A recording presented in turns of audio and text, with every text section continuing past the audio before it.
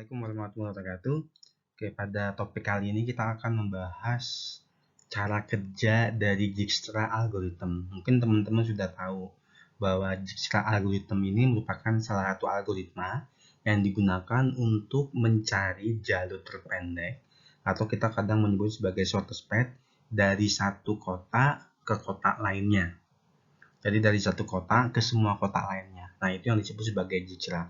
Nah, kalau kita lihat sebenarnya algoritma Dijkstra ini didasarkan kepada algoritma greedy, yaitu kita mencari jalur yang terpendek dulu dari kota asal, kemudian nanti akan diteruskan sampai kita mendapatkan jarak antara kota asal dengan kota lainnya. Mungkin untuk mempersingkat waktu, kita akan coba mulai dengan contoh. Misalnya seperti ini ya. Nah, asumsikan kita memiliki sebuah graf.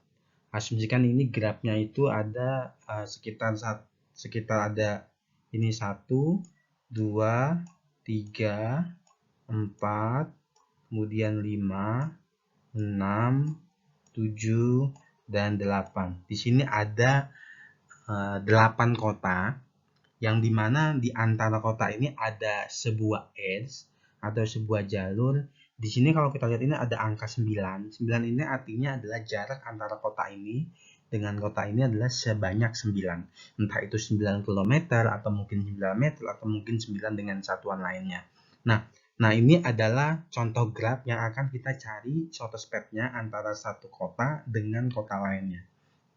Nah, untuk contoh yang ini, asumsikan kita akan memulai dari kota asal. Kota asal ini ditandai dengan huruf S atau star. Terus kemudian kota T ini adalah tujuannya. Nah, kota T atau tujuannya. Sebenarnya tujuan kita itu adalah kita ingin mencari jarak terpendek antara S dengan T. Tapi pada implementasinya ketika algoritma Dijkstra diterapkan, kita juga akan mengetahui dan mendapatkan informasi jarak terpendek antara S ke kota lainnya selain T. Jadi itu ya, jadi inti utama kita itu adalah kita ingin mencari jarak terpendek antara S dengan T, kemudian ini harus lewat mana saja. Nah, ini yang disebut sebagai problem shortest path atau jalur terpendek. Nah, untuk menjalankan algoritma Dijkstra, kita mulai awali dulu dengan S ya, dengan di S ini. Kita awali dengan S, karena S ini adalah kota asal, sedangkan T ini adalah kota tujuannya ya. Nah, kita mulai dari S. Kemudian kita memberikan sebuah nilai inisialisasi, meskipun antara kota ini ada rumusnya, cuma untuk tahap awal, ketika kita akan mengimplementasikan algoritma Dijkstra, kita harus memberikan inisialisasi tak terhingga. Kemudian di sini juga ada tak terhingga. Apa sih maksud dari tak terhingga? Maksudnya itu adalah di inisialisasi awal, jarak antara kota S dengan kota 2 ini dengan kota 2 itu jaraknya adalah tak terhingga. Ini untuk inisialisasi awal.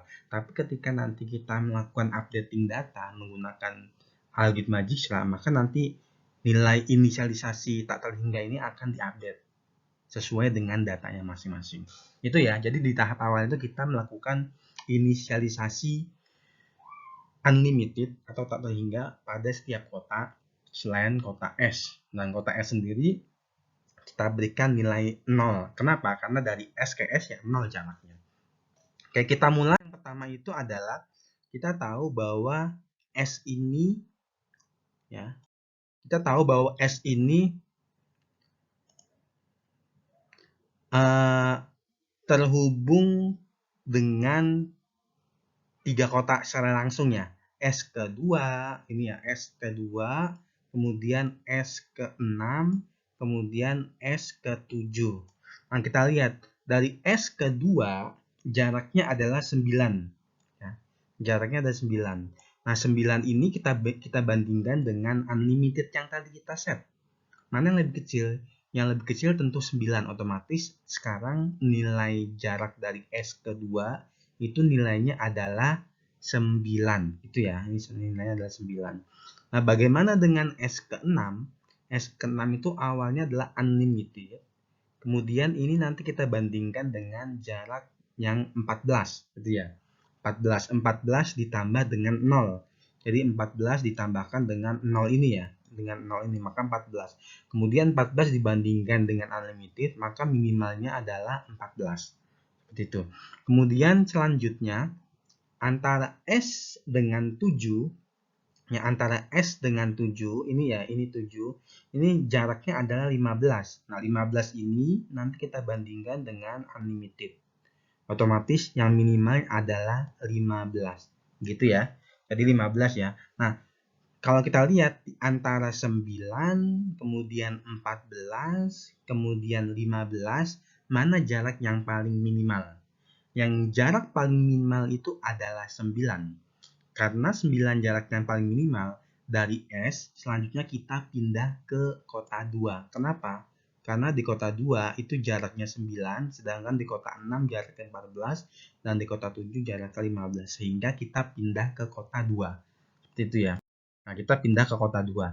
Nah, sekarang kita lihat, di kota 2 ini hanya terhubung terhadap dua kota lainnya, yaitu kota S, balik lagi, dan kota 3.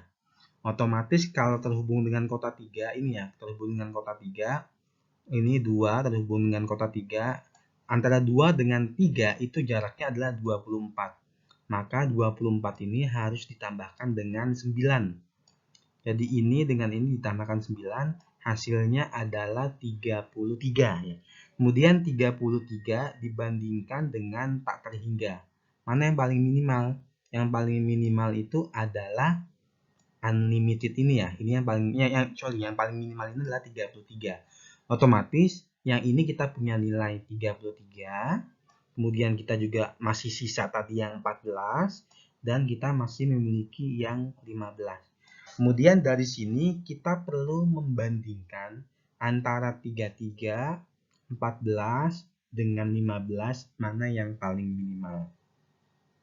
Tadi sebelumnya kita sudah merubah ini ke sini, kemudian tiga-tiganya ini dirubah ya, yang tadi tak terhingga ini dirubah jadi 33, ini 33. Kemudian antara 33, 14 dan 15 mana yang paling minimal? Yang paling minimal itu adalah yang 14. Otomatis setelah kita mengunjungi 2, sekarang kita harus mengunjungi 6 gitu ya. Nah, saat kita mengunjungi 6, kalau kita lihat dari kota 6 ini terdapat 3 jalur, yaitu jalur ketiga, kemudian jalur kelima, dan jalur ke-7. Nah, kita cek. Yang pertama jalur ketiga, 14 ditambah 18 hasilnya adalah 32 ya. Nah, 32 ini dibandingkan dengan yang sebelumnya. Sebelumnya adalah 33. Otomatis karena 33 itu lebih besar, berarti 33 itu diganti dengan angka 32. Itu ya. Kemudian yang selanjutnya 14 ditambahkan dengan 30. Hasilnya adalah 44. Nah, 44 dibandingkan dengan unlimited. Otomatis unlimited ini akan digantikan dengan angka 44 ya. Kemudian yang terakhir adalah 14 ditambah dengan 5. Hasilnya adalah 19 gitu ya. 19 dibandingkan dengan 15. Karena hasilnya masih lebih kecil 15, maka 15 ini tidak dibandingkan. Seperti itu ya. Nah, sekarang kita memiliki nilai 32, kemudian kita memiliki 44, dan kita memiliki 15. Nah, dari sini di antara 3 nilai ini mana yang paling kecil? Yang paling kecil adalah 15. Nah, sekarang kita harus mengunjungi kota 7. Itu ya, kota 7 dikunjungin. Kemudian kota 7 kalau kita lihat ini terhubung ke dua kota lainnya, yaitu dengan 5 dan juga dengan T. Gitu ya. Kita cek 15 ditambah dengan 20 itu hasilnya adalah 35. 35 dibandingkan dengan 44. Otomatis ini kita coret. Ini menjadi 35. Gitu ya. 35. Kemudian selanjutnya 15 ditambah dengan 44 itu hasilnya adalah 59. 59 dibandingkan dengan unlimited. Maka kita akan mendapatkan nilai di sini 59 ya. 59. Oke. Nah, karena sudah 2 ini berarti sekarang kita memiliki 3 buah nilai, yaitu 32, kemudian 35 yang tadi kita coba, kemudian yang terakhir 59. Nah, di antara ini mana yang paling kecil? Yang paling kecil itu adalah 32. Berarti sekarang kita menuju ke angka 32. Gitu ya. Nah, sekarang dari 32 ini terhubung ke 3 kota lainnya, yaitu 3 ke 5, kemudian 3 ke 4, dan 3 ke T, gitu ya, 3 ke T. Nah, dari sini kita cek 32, ini ya, 32 ditambah dengan 2, itu sama dengan 34. 34 itu dibandingkan dengan 35, berarti 35 ini akan diganti menjadi 34, oke. Nah, selanjutnya 32 ditambah dengan 6, hasilnya adalah 38 nih. Berarti unlimited ini akan digantikan menjadi 38. Seperti ini ya, 38. Oke, selanjutnya yang terakhir adalah 32 ditambah dengan 19. Berapa hasilnya? 51. Ya, 51 itu dibandingkan dengan 59, otomatis 51 yang akan menjadi lebih kecil dibandingkan dengan 59. Nah, sekarang kita sudah memiliki 34, kemudian 38, dan 51.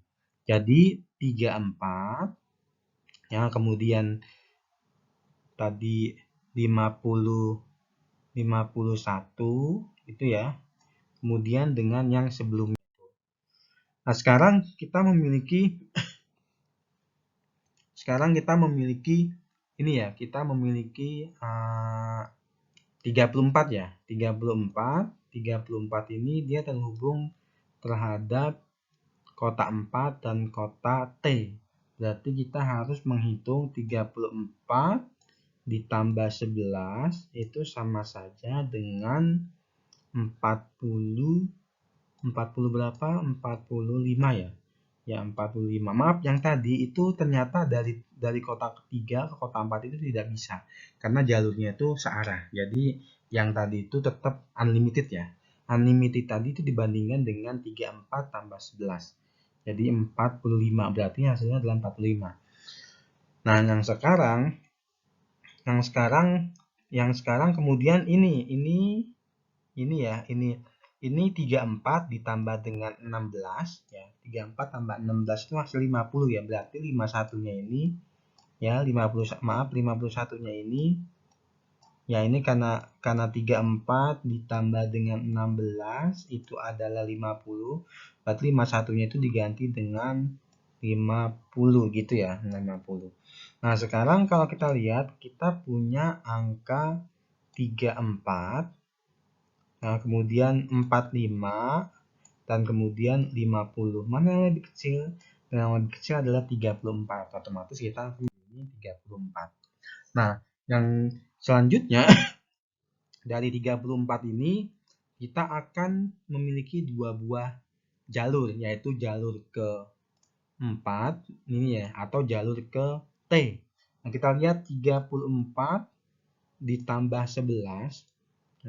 34 tambah 11 itu sudah tetap 45 ya.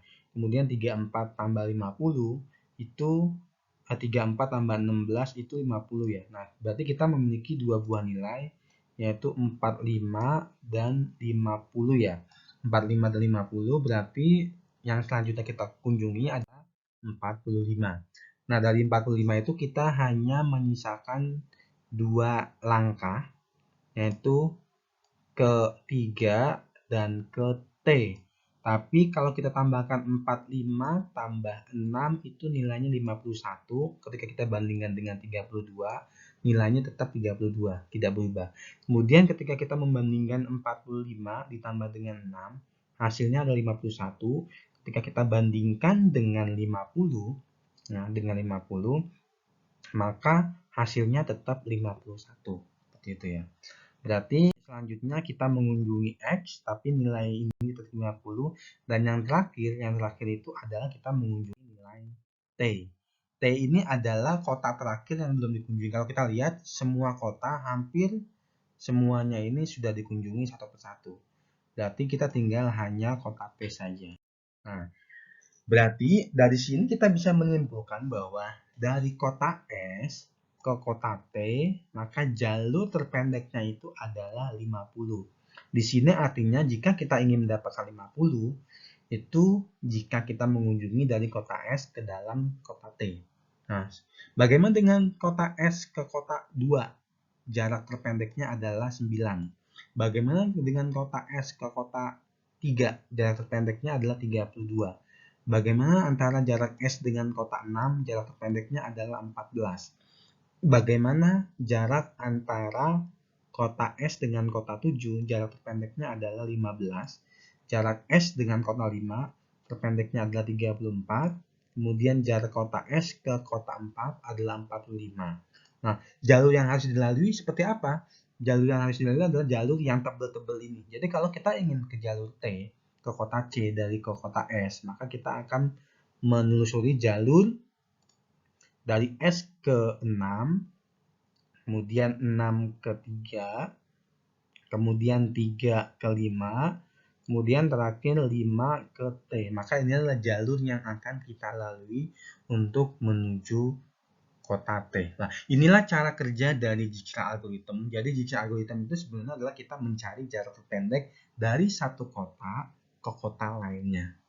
Meskipun tujuan awal kita adalah dari satu kota ke suatu kota, tapi ketika kita mengimplementasikan algoritma ini, kita juga akan menghasilkan data jarak terpendek dari satu kota ke kota lainnya. Demikian, terima kasih. Semoga bermanfaat. Wassalamualaikum warahmatullahi wabarakatuh.